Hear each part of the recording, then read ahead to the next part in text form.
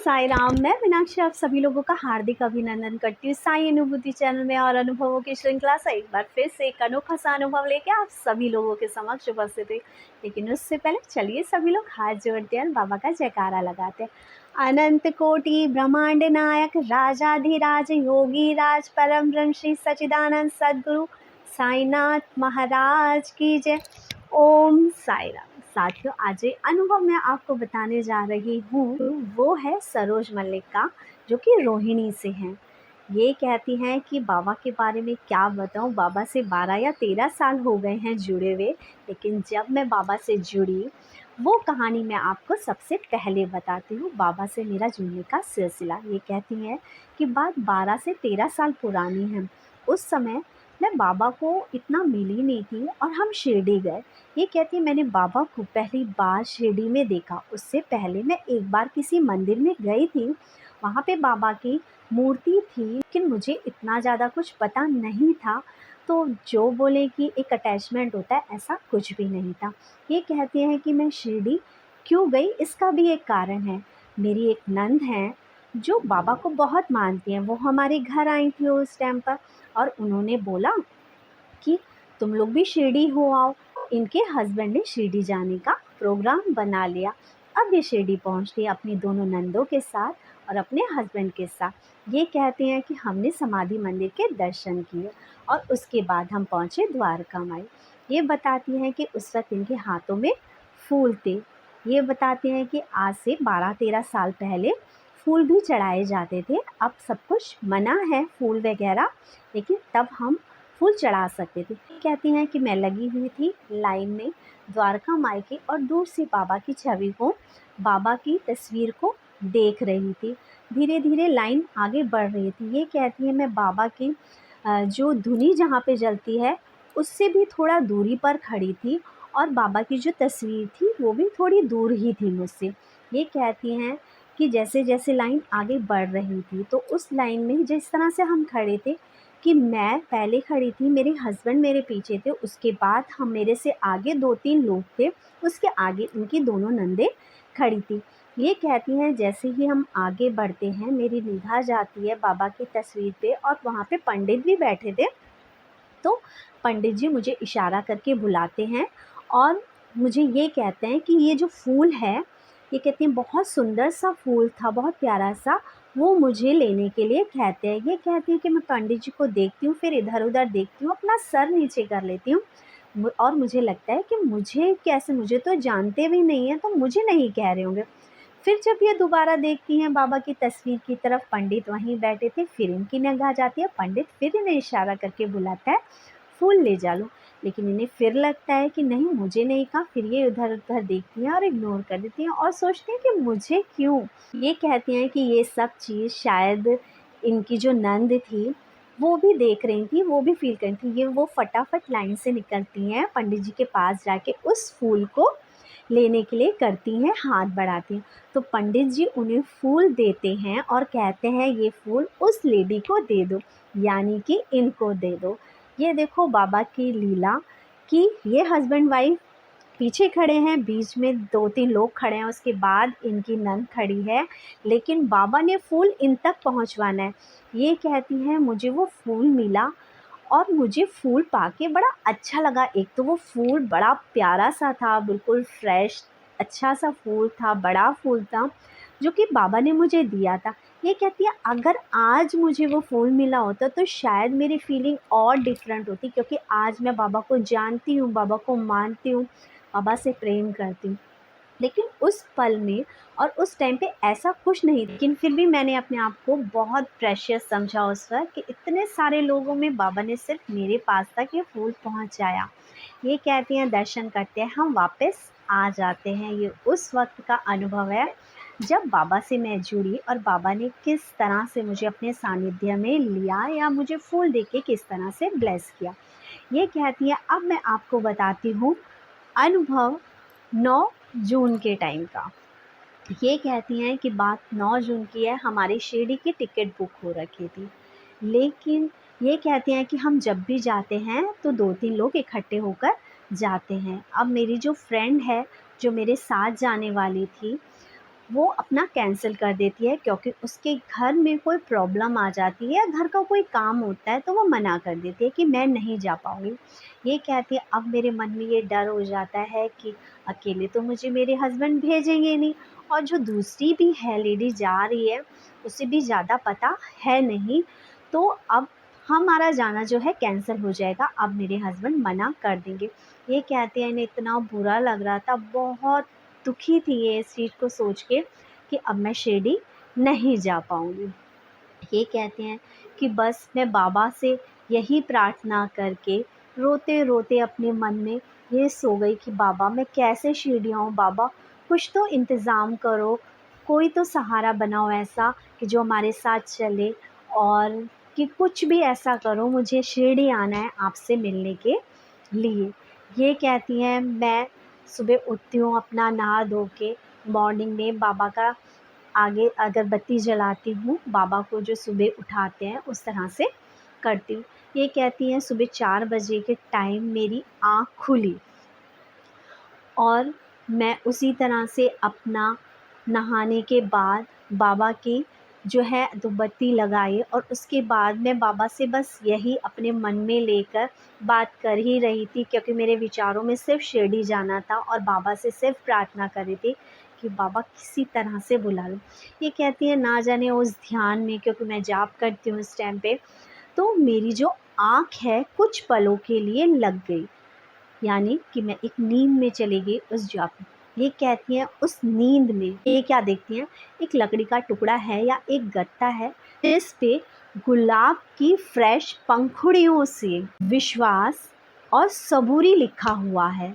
ये कहती हैं, उसी सपने में वो जो तख्ती है मेरी गोदी में रखी जाती है, मैं उसे पढ़ती हूँ और मुझे अच्छा लगता है, और फिर उसके बाद मेरी जो आँख है वो खुल जाती है। ये कहती हैं कि मुझे बाबा पे विश्वास तो है कि बाबा कुछ ना कुछ तो रास्ता बनाएंगे ही बनाएंगे, लेकिन कैसे क्या होगा ये मुझे नहीं पता। ये कहती हैं, अपना ये सपना जो इन्होंने बाबा के जाप करते वक्त, जब बाबा को सुबह मॉर्निंग में उठाते हैं उस वक्त, जब इनकी कुछ पलों के लिए आँख लगी, ठीक है, तो बाबा ने इन्हें ये चीज़ दिखाई। ये चीज़ ये अपनी बेटी को बताती हैं और कहती हैं कि मॉर्निंग में मुझे ना ऐसा-ऐसा बाबा ने स्वप्न दिया है, पता नहीं ये कैसे सच होगा, क्योंकि वो आंटी तो जा नहीं रही हैं। उनकी बेटी कहती है कि मम्मी एक आंटी हैं जो कि आपके साथ चले जाएँगी, तो इन्हें थोड़ा-सा डाउट होता है कि क्योंकि उन्होंने कभी उनसे बात नहीं की होती है, वाक़ई वो हमारे साथ चली जाएगी? तो इनकी बेटी कहती है कि हाँ मम्मी वो चली जाएँगी, वो बोल भी रही थी। तो इन लोगों की बात होती है, डिस्कशन होता है, और वो थर्ड लेडी बाबा किसी न किसी तरह से तैयार कर देते हैं इनके लिए साथ जाने के लिए। अब ये 3 लेडीज़ पहुंचती हैं बाबा की शिरडी। ये बताती हैं कि हमारी 1:30 बजे की फ़्लाइट थी, हम 3:30 बजे के करीब शिरडी पहुंच जाते हैं, नहा धो के होटल में स्टे करके थोड़ी देर, उसके बाद हम समाधि मंदिर चले जाते हैं। ये कहती हैं, जो तीसरे नंबर का हॉल है या थर्ड नंबर का जो हॉल है, ये उसमें पहुंचते हैं, और तब तक आरती का, शाम की आरती का 6 साढ़े 6 बजे की जो होती है उसका टाइम हो जाता है। कहती हैं कि स्क्रीन पे बाबा की लाइव आरती चल रही होती है, जिसे मैं देखते देखते आगे बढ़ रही होती हूँ, और हॉल इतना खचाखच भरा है कि लाइन जिसे बोले तो वो भी आगे नहीं बढ़ रही है। ये कहती है, उसी बीच में गुनगुनाने लग जाती हूँ वो गाना जो मैंने कभी यूट्यूब में बाबा का अनुभव सुनते हुए सुना था, मुझे वो बहुत अच्छा लगता है, बस मैं उसे गाने लगी, जिसके बोल कुछ ऐसे हैं, वाकई बहुत टचिंग है। सुर की गति मैं क्या जानूं, एक भजन करना जानूं, के मन में ये भजन चल रहा था, और ये बाबा को सब कहते हैं कि बाबा कहते हैं कि कहीं पे भी हो आप सुनते हो क्या, आप मेरा ये भजन सुन रहे हो, बस इनके मन में ये बात चल रही थी। ये कहती हैं कि ये भजन जो मैं गुनगुना रही थी, मेरे आसपास जो मेरी फ्रेंड भी खड़ी थी जिनके साथ में गई थी, उन्हें भी नहीं सुनाई दे रहा था, क्योंकि मेरे मन में बस भजन चल रहा था और मैं बाबा से बात कर रही थी। ये कहती है, उसके बाद हम दर्शन करते हैं और होटल के रूम में आते हैं और हम अपना मॉर्निंग की काकड़ आरती कैंसिल कर देते हैं, क्योंकि रात को हमें काफ़ी लेट हो गई थी समाधि मंदिर में ही दर्शन करते करते। ये कहती है कि इनके मन में विचार था, ये बोली कि बाबा इनको तो देखना नहीं है सुबह की आरती, लेकिन मैं आपकी आरती में शामिल होना चाहती हूँ। और ये कहती है कि इन्होंने जो होटल ले रखा था, बाबा का मंदिर है समाधि मंदिर, वो सड़क क्रॉस करते ही पड़ता है। तो जब आरती होती है तो जो साउंड है बाबा की आरती है, वहाँ होटल के कमरे तक आवाज़ पहुँचती है। तो इन्होंने बोला पापा से कि बाबा आप ना मुझे उठा देना मॉर्निंग। ये सो जाती हैं इस विश्वास के साथ कि बाबा इन्हें ज़रूर जगाएंगे। ये कहते हैं मॉर्निंग में 4 बजे का टाइम होना, अचानक से इन्हें ऐसा लगा कि कोई जेंट्स की आवाज़ इनके कानों में आई, और जो शब्द थे, सूर्य की गति मैं क्या जानूं, एक भजन करना जानूं। ये कहती है कि इन शब्दों को सुनकर, इस लाइन को सुन के इनका मन गदगद हो गया, इतनी प्रफुल्लित हो गई। इनका बाबा ये तो आप ही है, वाकई आप सुनते हैं, वाकई आपने मेरे इस भजन को सुना। और ये बहुत खुश हुई। ये कहती हैं कि मेरा जो उनका ये अनुभव है, जो अभी जो हम शिरडी गए थे, जो मेरे साथ हुआ, जब शिरडी गई हूँ बाबा ने मुझे किसी न किसी रूप में ब्लेस ही किया है। और इस बार बाबा ने मुझे इस रूप में ब्लेस किया और बाबा ने मुझे बताया देख मैं सुनता हूँ।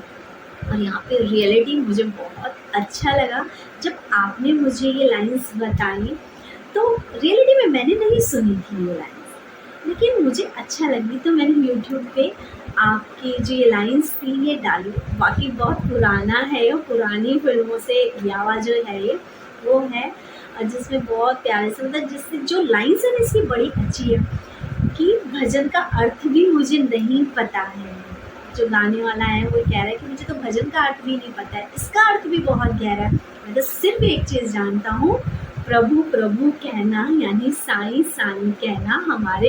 हम बाबा वाले हैं ना, तो हमारे शब्दों में कि प्रभु प्रभु साईं साईं कहना जानता हूँ, और बस अपने नैनों में जल भरना जानता हूँ तुझे याद करके। वाकई बहुत ही बढ़िया आपका अनुभव था सरोज जी। ये वाकई ही बाबा के पास आप जब जाते हैं बाबा आपको ब्लेस करते हैं। बाबा इसी तरह से आप पे ब्लेसिंग बनाए रखे, नित नए अनुभव आपके साथ होते रहे। जैसे कि आपने बताया है कि बहुत अनगिनत मेरे पास बाबा के अनुभव है, जब से बाबा से जुड़ी हूँ। छोटे मोटे बाबा एहसास दिलाते ही रहते हैं कि वो मेरे साथ हैं। थैंक्स सरोज जी, इतना प्यारा सा अनुभव हमारे साथ शेयर करने के लिए, और उससे ज़्यादा थैंक्स मुझे इतना प्यारा भजन बताने के लिए। वाकई जिस वक्त से आपने मुझे ये बताया मैंने सुना तो मैं भी गुनगुना रही हूँ। सूर्य की गति मैं क्या जानूं, एक भजन करना जानूं। सूर्य की गति मैं क्या जानूं, एक भजन करना जानूं। भजन की महिमा मैं क्या जानूं, प्रभु प्रभु प्रभु करना जानूं। भजन की महिमा मैं क्या जानूं, प्रभु प्रभु प्रभु करना जानूं। नैनों में जल भरना जानूं, प्रभु प्रभु प्रभु करना जानूं। सुर की गति मैं क्या जानूं, एक भजन करना जानूं। थैंक्स फॉर गिविंग मी सच्चा ब्यूटीफुल भजन। थैंक्स सरोज जी, आपका बहुत बहुत धन्यवाद। इसके अलावा सभी साइड डिवोटीज से भी अनुरोध करूँगी एक बार यूट्यूब पे जाना और ज़रूर सुनना है इसको।